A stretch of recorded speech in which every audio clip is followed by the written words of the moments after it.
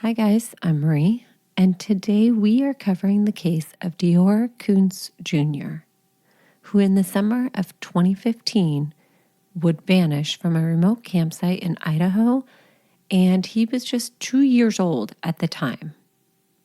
DeOrr was born to Jessica and Vernal, who was also known as DeOrr, but he goes by Vernal. We're going to call him Vernal in this episode. Now, the two were not married, but they had been together since high school. DeOrr was born on December 30th of 2012, and he was also called Little Man by his family. The couple was young, but seemed over the moon about their little boy.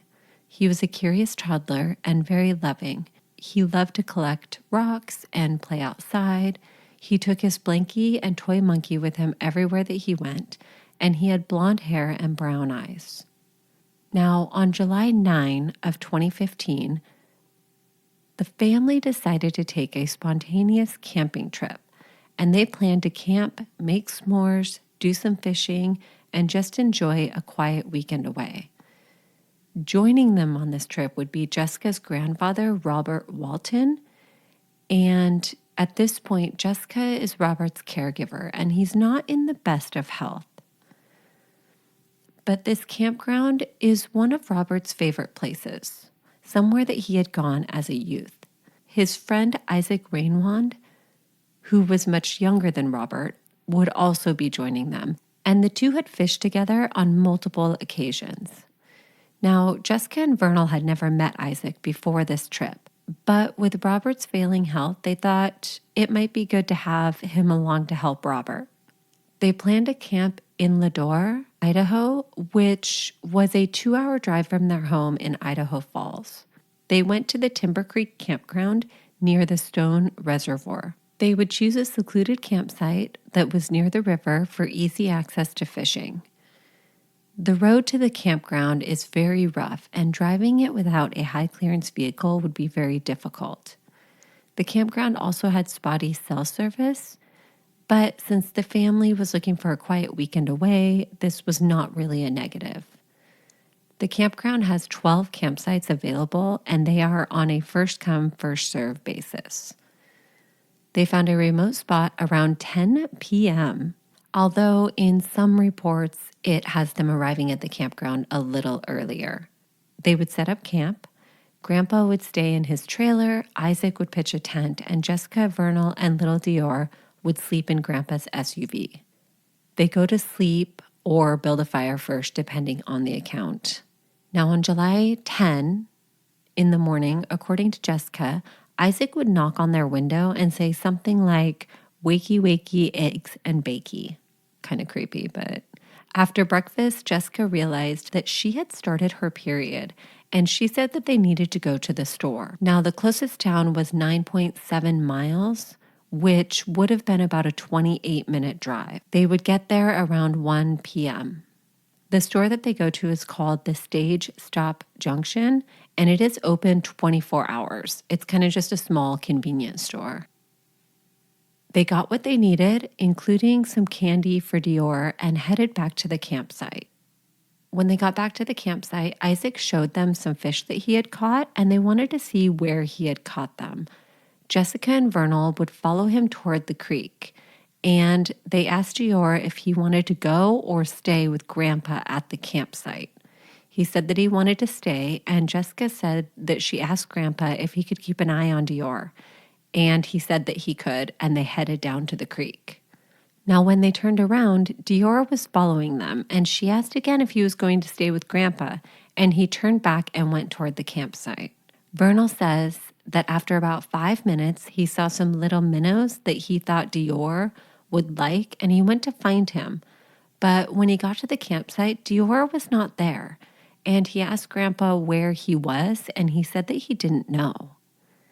They all frantically searched for him for about 30 minutes and then called 911.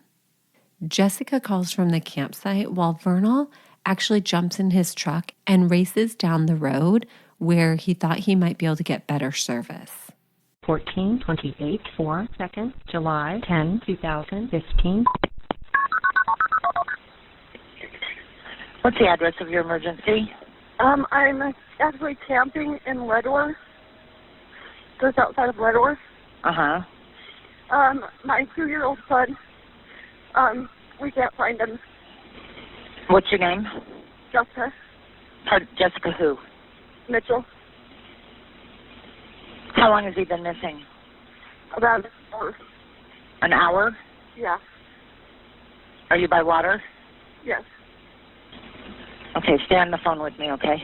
Okay. I'm going to put you on hold. John? I need...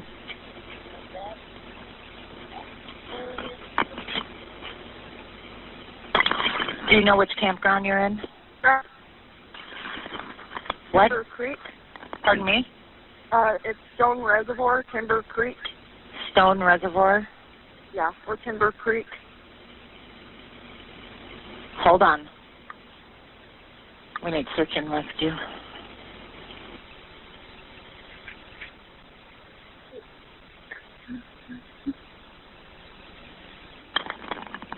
Jessica? Jessica? Yeah. What's your son's name? Or What is it? your ORR. What's his first name? That's his first name. Your Oh. B-O-R-R? OR. Just O-R-R? Okay. What is he wearing? He was wearing cowboy boots, a blue pair like pajama pants, and a camel jacket. And he's got shaggy blonde hair. How tall is he? Hello? He is. I'm not exactly sure how. He's about. Are you there? Yeah. Okay.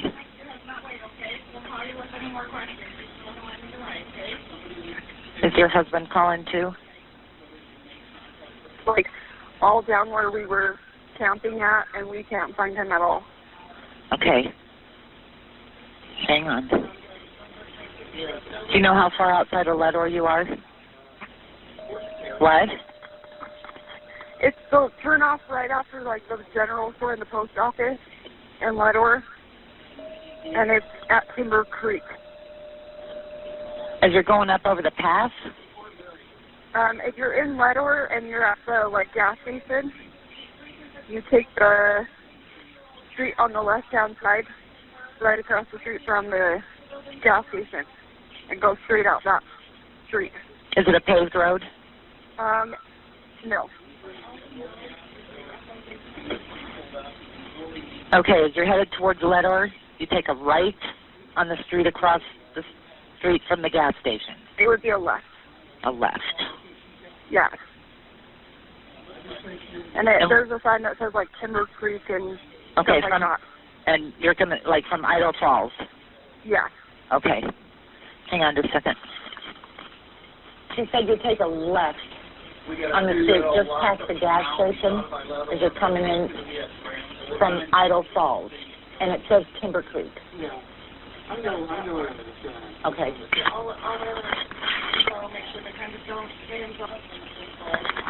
Okay, we need you to stay within cell service. We've got people going on the way. Thank you. Wait a minute.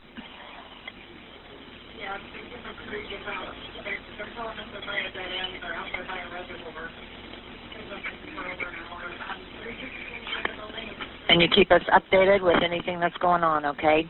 Okay. All right. Don't go away from cell service. Okay. Okay. Thanks, Jessica. Thank you. Bye-bye. Bye.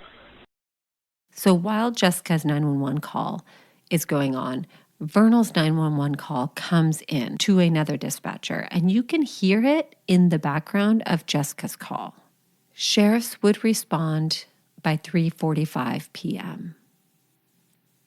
So within just over an hour, they're at the campground. Search and rescue would respond with search dogs, drones, ATVs, people on horseback and on foot, A helicopter with heat radar was called in.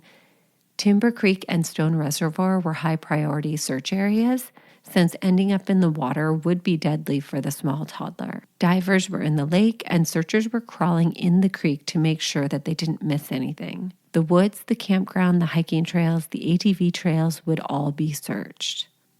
Their main focus was on a 2.5-mile radius of the campground.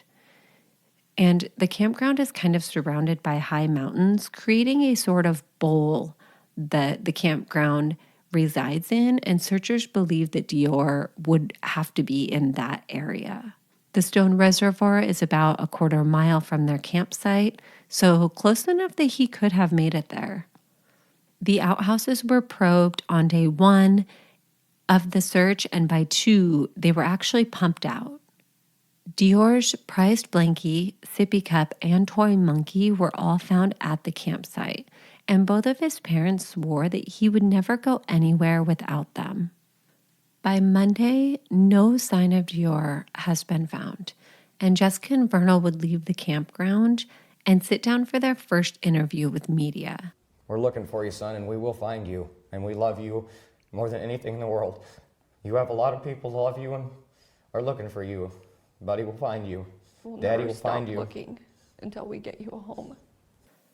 The search would go on for 10 days before the search would be scaled down, and not one clue of little DeOrr was found, not even his shoes, which his parents said were far too big for him, and in fact, they said that he even had trouble walking in them.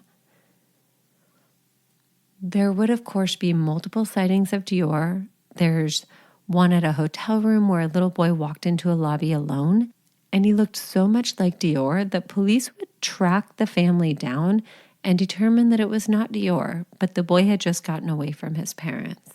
By July 20 of 2015, Frank Vilt, a private investigator, would come to help, and he had been with the U.S. Marshal Service for 19 years. He was very experienced with criminal case and missing persons. But by September, just 2 months later, he would announce that he was no longer taking part in the search for DeOrr. On September 25 of 2015, he wrote a letter to Jessica and Vernal. It said, "As I previously informed you today, via my text message to your cellular telephone at 8:31 a.m., I am withdrawing from the investigation because of circumstances beyond my control, including but not limited to a breach of trust on your part concerning your refusal to allow me to take this case national. I am perplexed as to why you did not want me to advertise the $20,000 reward. I was willing to put up personal funds in the hopes that the public could provide information leading to the whereabouts of your son. When I agreed to assist you, I informed you that I would work for you out of my pocket expenses. I was willing to forego my normal hourly fee. My stipulation was that both of you would be absolutely truthful. I told both of you that if I felt that you were not telling me the truth, stalling me, or otherwise misleading me, that I would withdraw from the investigation. In my professional opinion, both of you lied and misrepresented the true facts that could solve the mystery of your missing son. There are other aspects of this case that I cannot go into at this time, but simply put, I believe that the searches will be non-productive. The searches are only used by you to cover a possible crime that one or both of you may have committed. My suggestion is that you fully cooperate with the Lemhi County Sheriff and tell the truth. I do not appreciate the fact that one or both of you are spreading rumors that you have paid me. I have not received reimbursement to cover my expenses. I also feel that you are exploiting the public for financial gain. How can you live with yourselves? Sooner or later, the truth will come out." Well, that is very interesting. So this private investigator gets involved. He's out there searching for DeOrr. He wants to put up a ransom. He wants to put up a reward, And after 2 months of interacting with the family, interviewing, he pulls out of the investigation. On October 15 of 2015, a large search is organized by Search and Rescue in an attempt to find DeOrr before winter sets in, but nothing is found. In November of 2015, the family hires Philip Klein, another private investigator. Philip Klein would bring 4 members of his investigative team in, and they would interview everyone separately. And for me, this is where things get a little interesting. From Vernal's interview, some highlights. Vernal reveals that he did not want to go camping at all. And he also said, "I think Grandpa knows more than he's saying. It is my fault for allowing Bob to watch my child, but I will never forgive Bob for letting my son out of his sight. I will never forgive him." He's asked during the interview if he trusts Jessica, and he said, "When it comes to my son, I did. When it comes to any life decisions, no." He said, "The only thing that I ever thought was maybe she knew something about Bob and was worried about Bob spending what life he's got left in prison, and that was eating at her." Interesting. Now, Jessica, when asked why she left her son with Grandpa, who's on oxygen and in failing health, she said, "Because he was tired and I knew that he wanted to hang out with Grandpa." She said, and this is interesting, "I don't care if it's my grandpa that's guilty. I don't care. I just want my son back." Now, in regard to the trip to the store, Jessica said that she did notice a man there looking at DeOrr. But when police tracked the man down, he was just a local guy that was having coffee there. He did that every morning, and they don't believe he's involved in any way. And he said that he had no recollection of seeing a small child when he was in the store. Another story that Jessica tells during her interview, which I think is kind of wild. She says that police found a shovel at the campsite, and when they picked it up, it had some dirt and mud on it and one blonde hair. She said she went to grab the hair and the wind blew it off the shovel. She said that they did pull Isaac off to the side and question him about the shovel. And when he came back, she said that he was running his hands along the handle of the shovel and she didn't understand why he would be touching it. I would like to hear police perspective on this situation. I didn't hear about or read about this one hair that was on the shovel. I did see that there was a shovel at the campsite, and both Grandpa and Isaac said that Grandpa always traveled with a shovel when he went fishing and camping. So it did seem to belong to him. Grandpa Bob's interview was very interesting as well. They asked him, "Did they ask you to watch little DeOrr?" And he said, "That's what I hear. Not yes, not no, but that's what I hear." They asked him if he was affectionate with the baby, and he said, "No, I don't pick kids up and stuff like that. Give them kisses like the women. No, sir."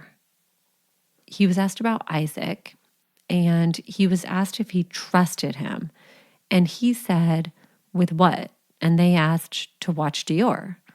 He said, "No." And they asked to not steal your money. He said, "No." They asked why he was friends with him, and he said that was a good question.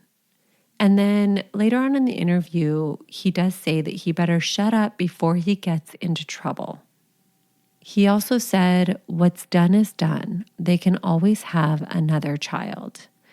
And I didn't see under what context this comment was made. I saw this in an article that was reporting about the interview because I couldn't find Grandpa's full interview online. I could only find bits and pieces of it that had been sliced together. So I don't know what in reference that comment was made to, but I kind of don't like it. Also, when he got up to use the bathroom, the investigator realized that he had actually peed himself. And they make a big deal about this. They even go back to Jessica and imply that he did this because he knew something and he was guilty. But I don't know. He's for sure a sick old man. So I don't know how crazy this is. Now, all of them do make comments about Isaac, about him being odd, about him being weird, saying that they didn't really know him and didn't really trust him. But what I found most interesting was the 3 different versions that came out of these interviews. The first story was that Grandpa was fishing down by the water when that he took his eyes off him for just a second and then he was gone. The second story is that DeOrr was with him at the campsite. And the third story is that he was sleeping in his trailer when DeOrr went missing. And Isaac also, in one of his little interviews with a reporter, makes comment about Grandpa sleeping in his trailer when DeOrr went missing. Now, there's no interview of Isaac by Klein, but there's a lot of snippets of Isaac being interviewed by other people throughout time. And his story pretty much stays the same the entire time. He does say that DeOrr was for sure 100% at the campground. And he says a lot that he doesn't want to speculate on what happened, that he doesn't know what happened, that he doesn't want to blame anybody for anything. But he stays consistent with his story, which is that Jessica, Vernal, and DeOrr come back to the campsite after going to the store, although he says to go get gas, which they did get gas while they were there as well. They come back. He shows them some fish. They want to see where he got the fish from. They follow him down to the creek. He doesn't know where DeOrr is at this point. He leaves them at the creek and he heads further down the creek to do more fishing himself. And then the next thing he knows, Grandpa is telling him that DeOrr is missing. And some time had gone by before he's aware that anything is wrong. Now, in January of 2016, police would make a shocking announcement. They would say that they believe the disappearance of DeOrr is a homicide and that all 4 adults there that day are considered persons of interest. Sheriff Lynn Bowerman said, "I believe his parents are hiding something. There is no doubt in my mind. We gave them every opportunity to explain if it was an accident of some kind, and they haven't. This makes me think that there is a lot of information that we do not know."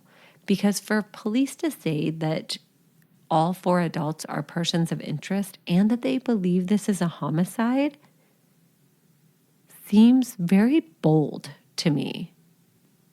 Jessica would be interviewed again, and she was offered a plea deal for immunity if she would tell police where DeOrr was.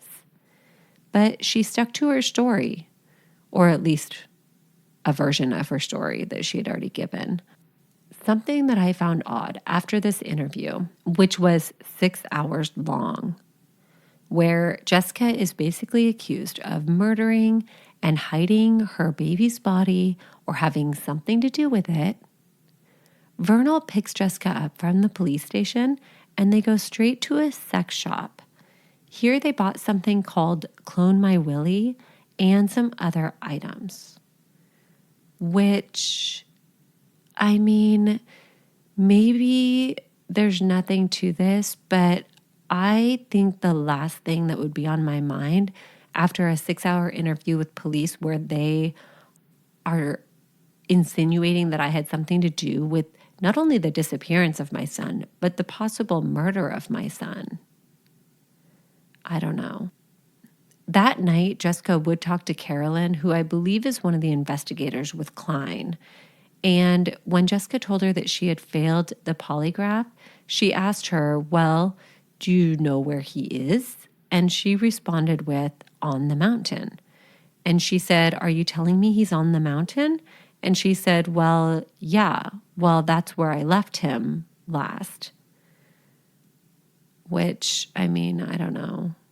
To me, that doesn't sound incriminating or anything. It sounds like, well, yeah, he's got to be on the mountain because that's where we were. But Jessica has also said in many interviews that she believed that DeOrr had been abducted. So if she believes that, then he most likely wouldn't be on the mountain anymore. So we know now that police believe multiple or one of the adults at the campground were involved in DeOrr's disappearance.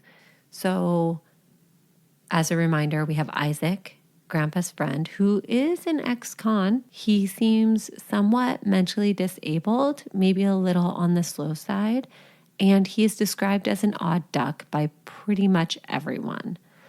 Now, police do say that he has been the most consistent with his story and seems to be the only one being 100% honest with them. I've watched videos and interviews with him, and he does seem sincere as far as not knowing what happened that day. We also have Grandpa Robert, who has a history of violence and a temper. He's got changing stories, but he's also on oxygen and has trouble getting around. So I think it would have been difficult for him to pull something off by himself. But could he be covering something up? Possibly. We also have Jessica and Vernal, parents, who failed multiple polygraphs, and their stories have changed a lot. Little details, big details, all sorts of things have changed. Another thing that's pointed out by a lot of people is that Jessica does have 2 previous children, and she does not have custody of them, which could mean nothing, could mean something, I don't know. Now, in March of 2016, Philip Klein is fired. Now, he would voice concerns that one of the adults there that day might have been involved and that Jessica and Vernal were not being honest with him. And that announcement was made the day before he was fired. He would release some statements over time. One being that his very first meeting with the family took place at Tina's house, which is Jessica's mom. He said, it was a surreal meeting. Jessica and Vernal were sitting next to each other. Vernal was sitting on the love seat and Jessica was sitting between his legs, and they were holding hands in kind of a reverse way. But there was not one bit of emotion. I've been doing this for 31 years, and I can tell you there is not one missing child case I've ever been to where there has not been extreme emotion in the room. With that said, Vernal's sister, Tanisha, was in the room and she was very emotional. She cried. She acted like there was a missing child. Trina showed a bit of emotion. There were a couple of men in the room that shed tears, but Mom and Dad did not shed a tear. They showed no emotion, and when we got in the car, the first thing we did was close the door and look at each other and went, oh God, we've got a problem here. Now, this interview would have taken place in November of 2015. So that's about 4 months after DeOrr went missing. I think you also have to consider that they had a bad experience with their first private investigator who accused them of being involved. And not only that, but Klein was actually the one that reached out to them about getting hired and brought into the case. So maybe they don't exactly trust his motives. Or maybe they're guilty. But it sounds like Klein made up his mind pretty quick that something was off. In 2016, Jessica and Vernal are evicted from their home. When they leave behind a bunch of belongings, and the landlord lets authorities know that he is going to throw out their things, and if they want to come and take a look before he does, they can. There are a lot of toys, there's a lot of clothes, And among the clothing, they would find a camo jacket, DeOrr's camo jacket. And it appears to be the exact same one that he had been wearing when he went missing, which is damning for sure. Now, could DeOrr have had more than one camo jacket? I would think that's possible. But according to investigators that did find this jacket, they said that it was the exact one in the pictures that the parents had showing DeOrr wearing the jacket. Reports also say that a family friend used a credit card with seemingly purchases of items unknown to investigators in testimony. I don't know what that's about, but it is noted in the report. Now, it wasn't long after this that the couple actually splits up, and police would interview them again in hopes that one of them would change their story, but neither did. In April of 2019, the family hires another private investigator named David Marshburn, and we don't really hear a lot about his portion of the investigation. In June of 2019, a bone is found at the campground. Investigators would announce that after testing, it had no human DNA and likely belonged to an animal. In June of 2019 also, Grandpa Bob dies, taking any knowledge that he had about the disappearance of DeOrr to his grave. Life moves on. Jessica remarries. Vernal continues driving trucks. I think I read somewhere that he eventually remarries as well. But in October of 2019, Philip Klein releases another statement. He says, "We, the investigators in the case, stand next to our opinion and conclusions based upon our investigation and law enforcement's investigation that not only is Vernal Kunz a person of interest, but a suspect in the disappearance of DeOrr Kunz Jr. We, the investigators in the case, stand next to our opinions and conclusions based upon our investigation and law enforcement investigation that not only is Jessica Mitchell Anderson a person of interest, but also a suspect in the disappearance of DeOrr Kunz Jr. They also said, what we have seen by both parties in the media has been nothing but a sickening example of deflection of an event that in our opinion was most probably an accident and cover-up." He said, "Everything cannot be verified between 8 a.m. and 2:26 p.m. when the 911 call was made. We can't verify anything. I mean nothing. Zero. Donut hole." A couple things I want to take a closer look at. First one being the trip to the store, which you just heard from Klein. They can't verify any part of that day, right? So the couple leaves the campground in a hurry because Jessica needed feminine products, but she says that they made 4 stops before going to the store for her, and this was to find diesel fuel. According to her, Vernal said, "I have to get diesel fuel now. That's my first priority." Now, the clerk at the store does not remember DeOrr at all, and no other witness can be found that had seen him on this trip. They also said that there was a beer truck driver that interacted with DeOrr and even let him sit in the cab of his truck. They gave police the name of the beer company, and when they tracked it down, they discovered that it had been out of business for years. They did track down the company that did deliver beer to the convenience store that day, and he said that he would never let a small child into the cab of his truck and would surely be fired if he did, and has no recollection of little DeOrr. So the guy drinking coffee at the gas station doesn't remember him. The clerk doesn't remember him. Nobody at any of the gas stations or places they stopped remembered him. So basically, there's just nobody that saw DeOrr with his parents out and about that day. Does that mean that he wasn't? Not necessarily. It just means that nobody saw him. And by the way, there are no cameras. The 911 calls. Let's look at those for a second. So there's 2 911 calls. Jessica's call comes in at 2:28, but Vernal's call actually comes in at 2:26. So he jumps in his truck and heads down the road. But Jessica makes her call right from the campground.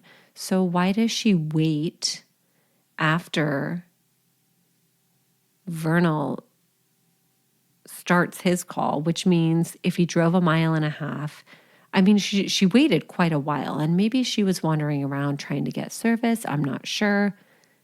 Very strange.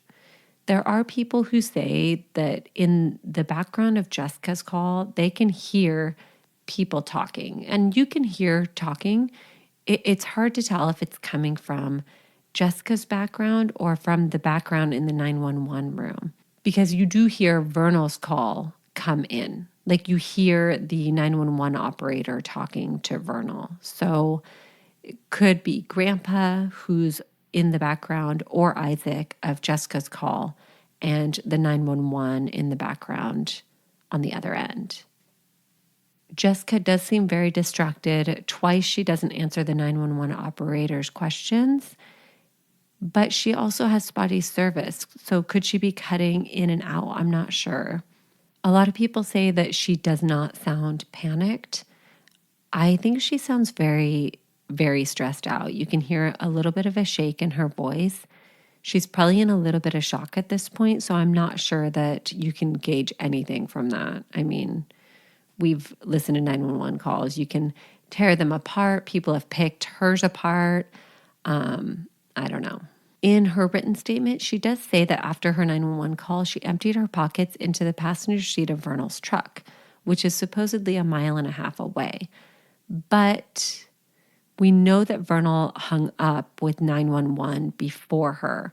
Could he have gone back to the campsite and then sometime soon after Jessica gets off the phone, he's there and then she puts her pockets, the contents of her pockets into the passenger seat of his truck? I'm not really sure. I'm not sure that the statement says how long it was in between the end of her call and when she did that, but that is in her written statement. Also in the call, she says that he's been missing for about an hour, which is longer than what her statement says, because her statement is that they went down to the water and Vernal, within a few minutes, 5 minutes, maybe 10, leaves the area to go and find him. So, and then they searched for a half hour, but she could just be rounding as well. They do have a receipt stamped for 12:38 p.m., which if they left town at 12:38, they would have arrived back in the campground around 1:10. 911 call is at 2:36. So that kind of lines up with the hour time frame. It's also said that Vernal called his dad when he went to drive to call 911, but it seems like at some point he denies this, which is just another inconsistency. But other than that, I didn't find the 911 call particularly alarming or insincere or anything along those lines. To me, it just seemed like a 911 call. Now, there is the battery. So in March of 2016, during an interview that Vernal and Jessica are sitting through, the interviewer stops the interview and says that the battery has run out on one of the cameras and says, let's pause here so that we can change it. While they're changing the battery, the other camera is still rolling. And during this time, Vernal says to Jessica, has, don't say had. You can't do that, which is in reference to her using the past tense when talking about their son. She just kind of shakes her head and rolls her eyes, and they move on from there. She seems annoyed. He seems annoyed. And some people look at her using the past tense as a sign of guilt. But if you believe that your son is dead, I don't think it's that crazy. And it's been months and months at this point. So I don't know how crazy that is. I get that he wants her to use present tense. It just seems like a silly thing to call her out for, like a controlling thing, kind of. So there's also the diaper, which is the only physical evidence found of DeOrr basically at the campsite. And it is found hanging in a tree by Jessica's mom, who found it after arriving at the campsite. And as far as I know, this diaper was never tested because why would they? It's a dirty diaper. There's a toddler who wears diapers missing who had been staying at this campsite. And one of the scent dogs, Chance, he does hit on this tree where the diaper had been hanging. But he doesn't hit anywhere else in the campsite. So not near the fire pit or the chairs or anywhere else. But he does hit on the back of Vernal's truck.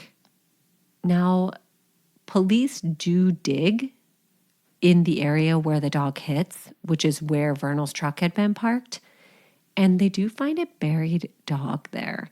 So the scent dog could have been responding to that as well. The scent dog also hits near a cattle guard where police had found loose dirt and where Vernal had made his 911 call. They dig in that area and find nothing. Another scent dog hits on something near the reservoir, and this intensified the search at the lake at the time. But investigators would later find out that someone had actually put the cremains of their loved one in the lake during the time that they're searching for DeOrr. So we don't know if DeOrr actually went to the lake, but that's all kind of interesting.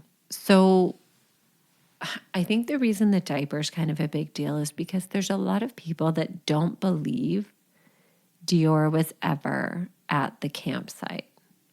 We have 4 adults that say he was, but nobody else outside of the 4 adults ever laid eyes on him. No one in town on their trip, no one along their route from home to the campground. They even say that they stopped at Walmart, and every minute of footage from that Walmart was scoured, and they could not find him in any of it. Klein said, law enforcement went through, everybody went through every single camera there is to have around, and there is no DeOrr.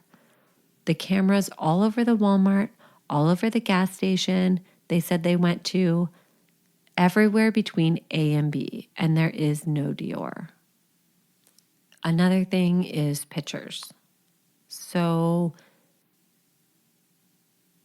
on this trip, or the drive, or their first night, or the morning and afternoon of their first day, not one picture was taken of DeOrr by anyone, which Jessica was constantly taking and posting pictures of DeOrr on everything that they did. Jessica said that they didn't really have service, but this would not prevent you from taking pictures, only from posting them. So the picture issue is kind of a bigger issue that I have out of all of these issues. Are the parents lying? Yes. Intentionally, not intentionally, maybe we don't know, but they failed multiple polygraphs, including the ones issued by the FBI. Jessica would say in later interviews about Vernal, I don't 100% know if he's capable or incapable of hurting my child or not. And if they can prove that Vernal had something to do with it, then I'll believe it. So let's talk about that for a second. If Jessica's telling the truth about what happened at the campsite, then Vernal did not have time or opportunity to kill her son. So was she lying then, or is she deflecting now because people are coming for her? I don't know. But I also find the hair on the shovel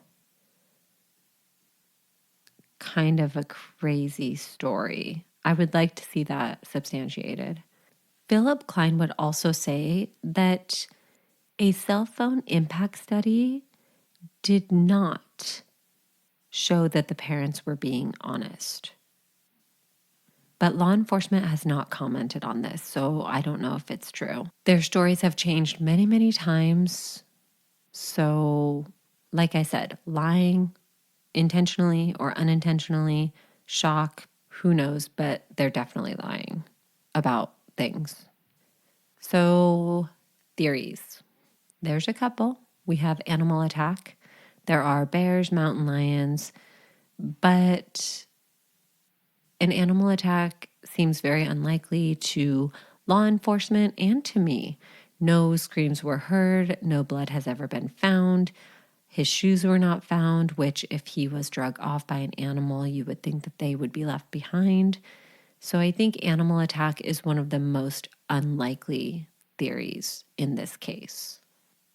We then have the cooler theory. So this is how it goes.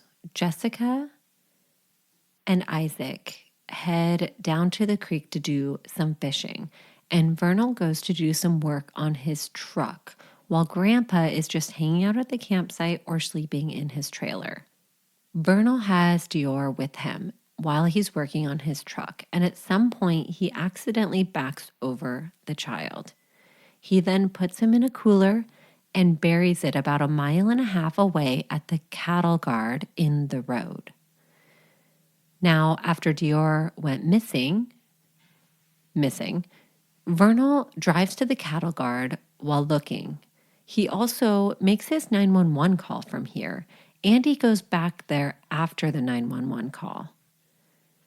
And the theory is that at one of these times, he moves the cooler to a different location. Also, one of the dogs did hit on the cattle guard, and there was loose dirt there where a hole had been dug, but there was nothing in the hole. There was also blood found on the bumper of Vernal's truck, but it had been washed and DNA could not be detected. Which I've seen this theory in a couple places, this cooler theory. I don't know where it started. There was a tip made by somebody that said this is what happened, but other than that, the only thing that makes this theory even a little plausible is the fact that the blue cooler from the campground is missing. It's not part of the inventory that was found there. And Grandpa and Isaac both confirmed that there was a blue cooler there that weekend. So we also have an accident. And this theory runs similar to the cooler theory. Some sort of accident happens and DeOrr is killed or dies. And in this theory, a lot of times the long trip to the store where they couldn't find gas, where they got lost, is actually when Jessica and Vernal bury or hide DeOrr before returning to the campsite and pretending that he went missing. Now, Jessica does eventually throw Vernal under the bus and say that he never went down to the creek with her and had been up at the campsite for 20 minutes without her. So, I mean, I don't know. Isaac does say that DeOrr came back from the store, and I don't know if he actually saw him or just is assuming he's back because they're talking about him staying with Grandpa and things like that. I really don't know. Another theory is abduction. Investigators don't seem to think that this is very plausible. There's only one road in and out, and it would be very difficult to come into the campground without being seen or heard by the adults that are there. So it would have to really be somebody on foot that got really lucky to find DeOrr unattended for that short period of time. There is a witness at the grocery store in town that says that she saw a scruffy man with a little boy matching DeOrr's description. But in her account, this was later in the day, like closer to 6 p.m., and she said that they were in a black truck. Now, Vernal does drive a black truck, and this could not have been him around 6 p.m. because police were already at the campsite with him by then. But Vernal says it was probably him and she just got the time wrong. But what if it was actually DeOrr with his abductor and they just happened to also be in a black truck? I don't know. I feel like they wouldn't still be hanging around the area by 6 p.m., but abduction is what the parents leaned on pretty heavy on in the beginning, but authorities never really seemed to think this was probable. The other theory is just simply that the parents did it. Would they do something like this with a stranger along? Because remember, they don't know Isaac, but they also didn't invite him. It seems like it would be difficult for all 4 adults to keep this secret under pressure from police, multiple interviews, and all of these things. I don't know. I feel like I'm not sure what motive the parents would have for doing something intentionally to him. The other theory is Isaac did it. The only problem I have with that is that Isaac was really never alone with DeOrr. He kind of lacked opportunity more than anybody else, I think. Grandpa had opportunity if he was watching DeOrr at the campsite, but he was in poor health and he may have been alone with DeOrr, but then what? What did he do with DeOrr? Or is everybody covering something up? The final theory is that DeOrr wandered off and he's lost out there and just hasn't been found. I would say that the search area, in my opinion, is too small. This 2.5 mile radius around the campsite, children can move really fast and unpredictable, and they make it a lot further than most adults think they're capable of. There have been multiple cases documented too where small children went up very, very steep areas after going missing. So I don't know. I don't know that they can say they have 100% cleared any area. I mean, it's so hard to check under every single bush and every single tree and every single area that he could have gotten to. The problem with this theory is no trace of him has been found. Where are his boots? How did he make it so far if he is outside of this search area with these boots that are way too big for him? There was one story that I thought of when I was researching this case, and that was Jared Adadero. He was 3 years old when he went missing in '99. He was hiking with a group on Big South Trail in Colorado, and the search for him was extensive, but no sign of Jared was found until 3.5 years later, when hikers who were off trail found a shoe, and near the shoe, they would find Jared's clothes and what was left of his remains. Now, a dog had alerted on this scree field or near it where he was found, but it was so steep and so difficult that I really don't think searchers believed he had gone up that way. So we know that it can happen. We know that these kids can get into really difficult places. They can get really far away. And I think in some of these cases where really young children have gone missing, they just made it further away than authorities thought they would. But yeah, that is the story of DeOrr Kunz. What's your theory? What do you think happened to DeOrr? Did he tragically go missing in the forest? Was he abducted? Did some sort of accident happen? Did his family, who's supposed to protect him, do something to him? Let me know what you think. Go and look at some of their interviews and see if you think they look guilty, if you think that they look insincere. It's really hard to judge how somebody else will handle a situation like this. But yeah, let me know what you guys think, and I will talk to you soon. Bye. 1, 2, 3, 4.